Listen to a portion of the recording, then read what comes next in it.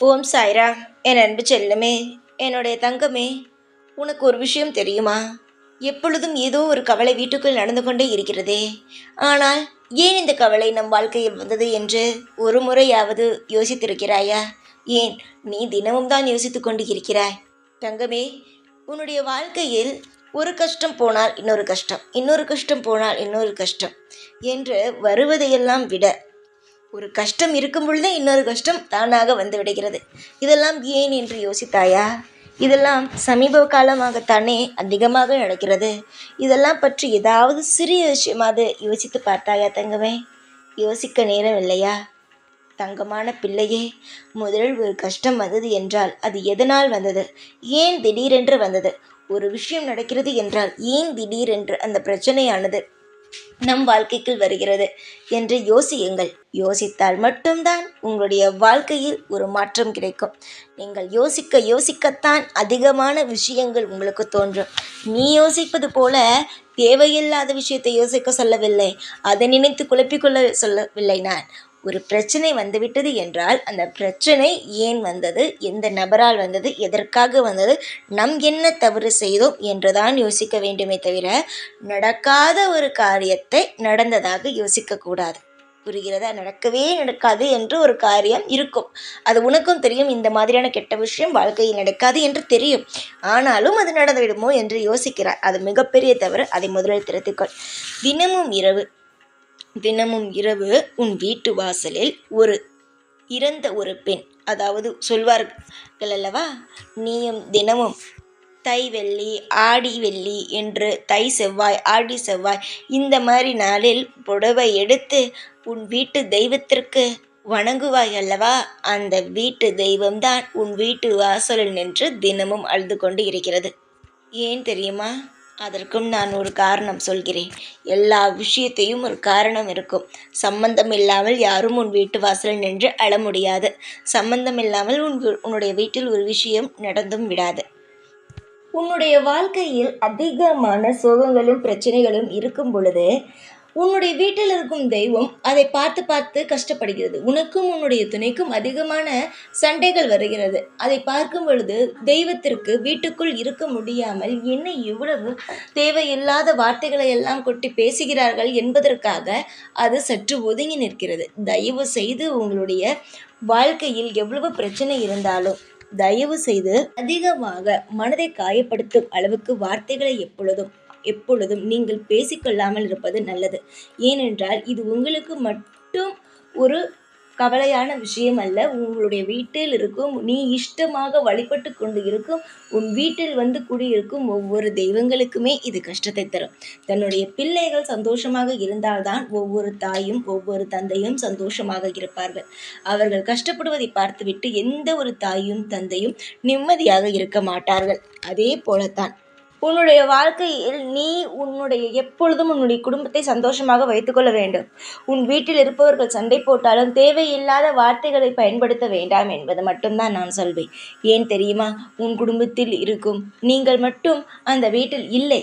உன்னுடைய சுற்றி தெய்வங்களானது வீட்டில் இருக்கிறது. உன்னுடைய குல தெய்வம், உன்னுடைய இஷ்ட தெய்வம், நான் சாயாகிய நான், நீ தை வெள்ளி, ஆடி வெள்ளி எல்லாவற்றுக்கும் புடவை எடுத்து அன்போடு ஒரு அம்மனை வழிபடுகிறாய் அல்லவா? அன்போடு உன் வீட்டு தெய்வத்தை கும்பிடுகிறாய் அல்லவா? இறந்தவர்கள் எல்லோரும், அதாவது அனைத்து நல்ல சக்தியும் உன் வீட்டில் இருக்கும் பொழுது நீ இது போன்றெல்லாம் தேவையே இல்லாமல் சண்டை போட்டு கொண்டு இருப்பது, உங்கள் வீட்டிற்குள் தேவையில்லாமல் அமைதி இல்லாமல் இருப்பது, இதெல்லாம் தேவையே இல்லையம்மா. நம்புங்கள், உங்கள் வாழ்க்கையில் எல்லா விஷயத்தையும் உங்களால் செய்ய முடியும். உங்களுடைய வாழ்க்கையில் இப்பொழுது இருக்கும் பிரச்சனையே என்ன தெரியுமா? சில சமயம் உன்னுடைய துணை தவறு செய்வது, இன்னொரு பக்கம் உன் வீட்டில் ஒழுங்கான வருமானம் இல்லாமல் இருப்பது. இதுதான் இப்போதைக்கு உங்கள் வீட்டில் இருக்கும் ஒரு பெரிய பிரச்சனை. உன் துணையும் சரியாகி நல்லபடியாக எந்த தவறையும் செய்யாமல் இருந்துவிட்டது. உனக்கும் எல்லா பண பிரச்சனையும் முடிந்து பணமானது வர ஆரம்பித்து விட்டது என்றால் உன்னுடைய குடும்பத்தில் எந்த பிரச்சனையுமே இருக்காது. இப்பொழுது அனைத்திற்கும் தீர்வு கண்டுபிடிக்க போவது நான் தான். இந்த அனைத்தையும் நல்லபடியாக சமாதானமாக ஆக்கப் போவது நான் தான். தயவு செய்து நான் உங்களுடைய வாழ்க்கையில் எல்லா விஷயத்தையும் செய்து தரும் வருவரை தயவு செய்து பொறுமையாக இருங்கள். வீட்டில் தினமும் சண்டை போடாமல் எப்பொழுதும் அமைதியோடு இருங்கள். என்னுடைய தங்கமான பிள்ளையே, வாழ்க்கையில் குடும்பத்தில் ஒற்றுமையோடு இருங்கள். அப்பொழுதுதான் உங்கள் வீட்டில் இருக்கும் தெய்வங்களும் எப்பொழுதும் உங்களோடு ஒற்றுமையாகவும் எப்பொழுதும் சந்தோஷமாகவும் இருக்கும். புரிந்து கொண்டால் வாழ்க்கையில் எல்லா விஷயத்திலும் ஜெயிக்கலாம். புரிந்து கொள்ளாமல் எப்பொழுதும் ஏதேதோ யோசித்து கொண்டு தேவையில்லாத குழப்பத்தோடு இருக்காதீர்கள். அதனால்தான் நான் எப்பொழுதுமே உன்னிடம் ஒன்றே ஒன்று சொல்லிக்கொண்டேதான் இருப்பேன். என்ன சொல்வேன்? எப்பொழுதும் அமைதியாக இரு, பொறுமையாக எல்லா விஷயத்தையும் செய், உன் வாழ்வில் நல்லது நடக்கும் என்று. ஆனால் நீ ஏதாவது ஒரு விஷயத்தை எப்பொழுதாவது கேட்கிறாயா? அதுவும் உன் வாயிலிருந்து வரும் அனைத்து விஷயங்களுமே தேவையில்லாமல், அதாவது அதிகமாக கோவப்படும் பொழுது அதிகமான வார்த்தைகளை நீ உபயோகப்படுத்துவது மிக மிக மிக நல்ல விஷயம் கிடையாது. உன்னுடைய வாழ்க்கையில் நீ தேடிக்கொண்டு இருக்கும் ஒவ்வொரு விஷயமும் உனக்கு கிடைக்க வேண்டும் என்று நீ நினைத்தாயானால் நிச்சயமாக சற்று பொறுமை கொண்டால் உன் வாழ்க்கையில் எல்லா நல்ல விஷயங்களும் உன் வாழ்க்கையில் தானாக நல்லது நடக்க ஆரம்பித்துவிடும். என்னுடைய பொன்னான என்னுடைய பிள்ளையே, வாழ்வில் நீ தேடும் ஒவ்வொரு விஷயத்தையும் தருவதற்காகவும் உனக்கு இன்பத்தை அள்ளி கொடுப்பதற்காகவும் தான் நான் இங்கு இருக்கிறேனே தவிர மற்றபடி நீ நினைக்கும் அளவுக்கு உன்னுடைய வாழ்க்கையில் தேவையே இல்லாமல் கஷ்டத்தை கொடுப்பதற்காக நான் இல்லை. புரிந்து கொள்ளுங்கள். உங்களுடைய வாழ்க்கையில் என்னென்ன விஷயங்கள் வேண்டுமோ அதை என்னிடம் சொல்லுங்கள். அதையெல்லாம் விட்டுவிட்டு தேவையே இல்லாமல் குழப்பிக்கொண்டு வாழ்க்கையில் நிம்மதி இல்லாமல் உங்களை நீங்களே ஆக்கிக்கொண்டு இருப்பது எல்லாம் எதற்கு? வாழ்க்கையில் நீ தேவைப்படாமல் கஷ்டப்பட வேண்டாம். உன்னுடைய வாழ்க்கையில் இருக்கும் உன் துணையின் தவறுகளையும் திருத்துகிறேன். அதே போல வருமானம் இல்லாமல் தவித்து கொண்டு இருக்கிறாய். அந்த விஷயத்தையும் நான் நிச்சயமாக வாழ்க்கையிலிருந்து நான் எடுத்து நல்ல நல்ல விஷயங்களையும் உன்னுடைய வாழ்க்கையில் பணத்தையும் தருகிறேன். உன்னுடைய உன் துணையிடம் இருக்கும் தேவையே இல்லாத பழக்கங்கள் அனைத்தையுமே நான் நிச்சயமாக தூக்கி எறிகிறேன். நம்பிக்கைதான் வாழ்க்கை. நான் சொன்ன விஷயத்தை இப்பொழுது நம்புங்கள். நிச்சயமாக உங்கள் வாழ்க்கை முழுவதும் இன்பத்தை மட்டுமே சுமப்பீர்கள். தேவையில்லாத கஷ்டங்களை உங்கள் வாழ்க்கைக்குள் நீங்களே விடமாட்டீர்கள். எப்பொழுது உங்களுடைய குடும்பத்தில் நீங்கள் நிம்மதியாக சண்டையே இல்லாமல் இருக்கிறீர்களோ அந்த வீட்டு தெய்வமானது நிச்சயமாக உங்கள் வீட்டிற்குள் வரும். உங்கள் வீட்டிற்குள் இருந்து வெளியே போன உங்கள் வீட்டு தெய்வம் நிச்சயமாக உங்கள் வீட்டுக்குள் வரும். உங்களுடைய வாழ்க்கையை பார்த்து கண் கலங்கி கொண்டு இருந்த உங்களுடைய வீட்டு தெய்வமானது கண்ணீர் இல்லாமல் சிரித்து கொண்டே உங்கள் வீட்டுக்குள் வரும். உங்களுடைய வீட்டிற்குள் வந்துதான் நிச்சயமாக அப்பொழுதுதான் உங்களுக்கு நல்லது நடக்கும். ஒவ்வொரு வீட்டிலும் வீட்டு தெய்வங்கள் ஆனது வீட்டிற்குள் இருக்க வேண்டும். வெளியில் செல்லும் பொழுதுதான் தேவையில்லாத பிரச்சனைகள், தேவையில்லாத கஷ்டங்கள் எல்லாமே வந்து கொண்டு இருக்கிறது. புரிகிறதா? நம்புங்கள். உங்கள் வாழ்க்கையில் என்னென்ன விஷயங்கள் நடக்கிறது என்பதை நீங்கள் உற்று பார்த்தீர்கள் ஆனால் தான் தெரியும்.